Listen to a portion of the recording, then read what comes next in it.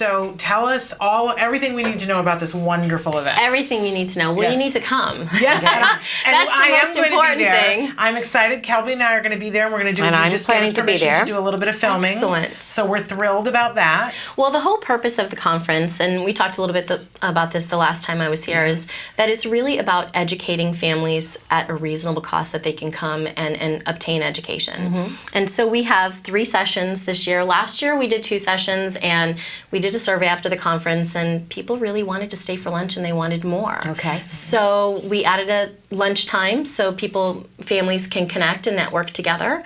And then we added a 3rd session. So we actually have 11 workshops this year. It's amazing.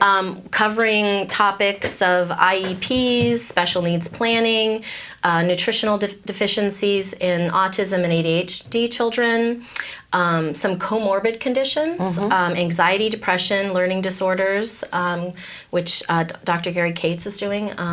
We also have sensory issues. That's a second timer, that one. He's changed it up a little bit, but sensory is such an important part of behavior and different challenges that our kiddos and other diagnoses experience. And so I think families really need to be educated on that.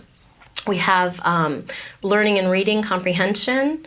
I really wanted to put this one together this year, and I'm glad I did because a lot of people have signed up for it, but it's entitled Co-Occurring Disorders, the Complex Issues Related to Learning and Psychological Disorders and Drug and Alcohol Use. Because, I was listening to you earlier when the two of you were talking about anxiety and OCD and depression, but a lot of times the OCD turns into obsessions in addictions. Yes. And self-medication. Yeah. And so because of the anxiety and depression and because of the OCD. Right. So I think it's a good, I can see the potential of that in my kiddo, and because he does deal with a lot of anxiety and depression. And I think families need to be a little bit ahead of the game and to see, be a little educated before it happens. Or if it is happening, going, okay, I'm not isolated, I'm not alone, and this is an issue, but how can I address it? Yeah. So I think awareness is key, and you have to be aware. It's nice to be ahead of the game, as you said. Right. Absolutely. We've also got one on the ABCs of ADHD because, again, children can have just a diagnosis of ADHD or it also falls under the umbrella of autism. So I think it's important for, again, families to be educated. The Regional Center Self-Determination Law. So for the folks that are Regional Center vendored, that they've got some information from an attorney that's providing them the education about that new law. Which is wonderful. Dentistry, that's a new one we're doing, so I think that's important. I think there are lots of dentists out there now that are working with kids on the spectrum and are very aware of their issues. And they're getting educated, but they're getting educated because of us when we go and take our kids, right? I mean, that's how they're getting their education is, when I called the first time I took my son to the dentist, okay, so this is the series. This is the scenario. Right. I don't want him to bite you. I don't, and we need to talk about what we're doing and we need to explain things and there can be no surprises. And so it is about, and the sensory and put that movie on and get his glasses on and get him going in the start, Right. So, absolutely. But we help to educate the professionals. Yes. So, it's good for families to know how to do that, I think, and to know what's to be expected because it's not just about the sensory part, it's also about the experiences family has with the hygiene of dentistry and stuff. Absolutely. And then how to handle the homework hour, and I know we all do it. I know. There's just so many things on here that I you know. go, okay. I could, But that's the one that jumps the most at me, how to handle the homework that hour. does jump quite a bit at me. Because the homework hour, we it's know not an hour. It usually extends into several hours, and it's the homework nightmare. I call it well, we could have called it that, but I don't think it would have been as appealing. Yes, no, I'd love for it to be an hour. And a lot of times at school they'll say, now if it's taking more than 45 minutes, it's longer than we intended. Yeah, right. And I just want to pick up a very large book and throw it in the direction of the person who says that.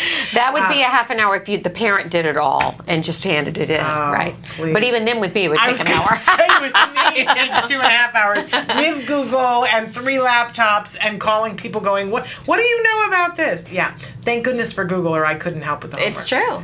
It's terrifying. So you've got an amazing array here, but then on top of that, a resource fair. We do. We have a great vendor fair. So that really, the purpose of that is it's all providers and agencies that serve the special population. Mm-hmm. So whether you're new to the special needs community or, you've been there, but you haven't had, the exposure to all the providers, it really gives you an opportunity to know who does what. Sometimes people don't even know what type of services people provide. And it gets to gives them an opportunity to pick their brain a little bit and get some information. So, but one of the most exciting things, I think, and like we've already talked about exciting things, so how could it be one of the most exciting things? But it is. You have something new this year. We do. Your entrepreneurial program. Yeah, we talked about it a little bit the last time, and so I was telling Shannon before that every year I try to spice it up a little bit to make it different and to add and to try to meet everyone's needs, although I know I can never do that. But to try as much as we can.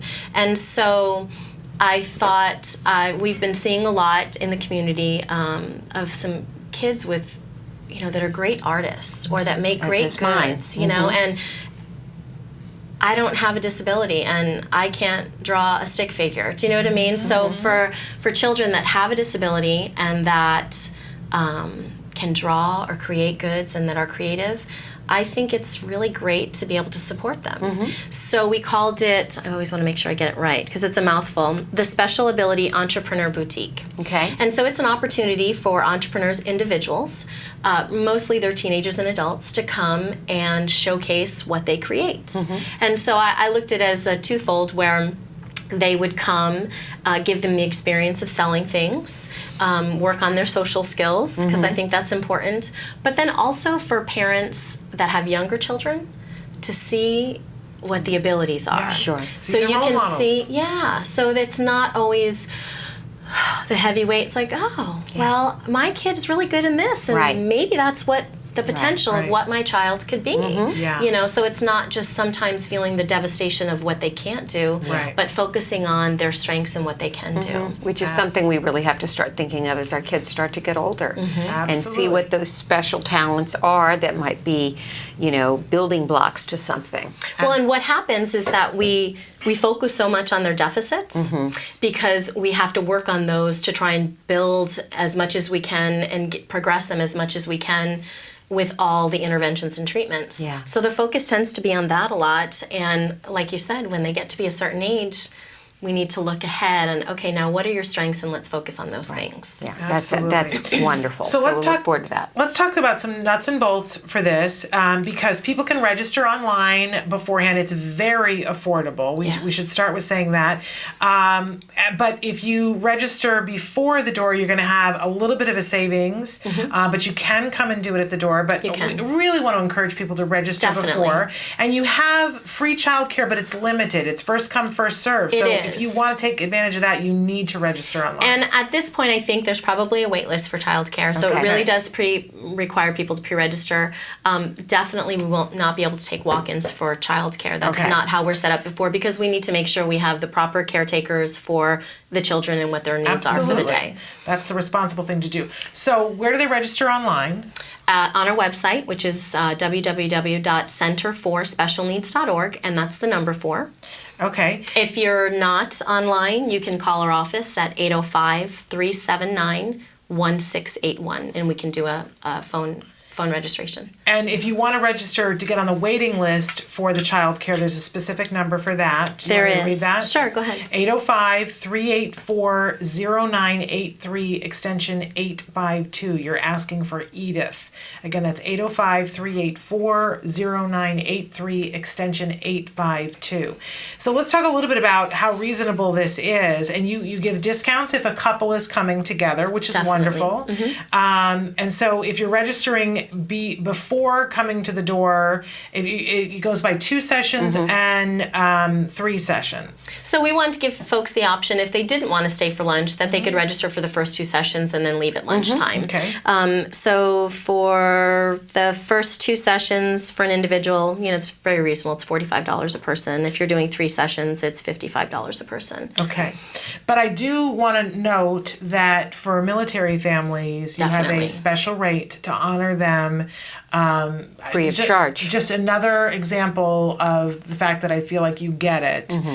Because for those families, and I know, people have said to us before, why do we always try to make special accommodations for our military families? Because they have it harder than anyone else, and they are serving us. Our country.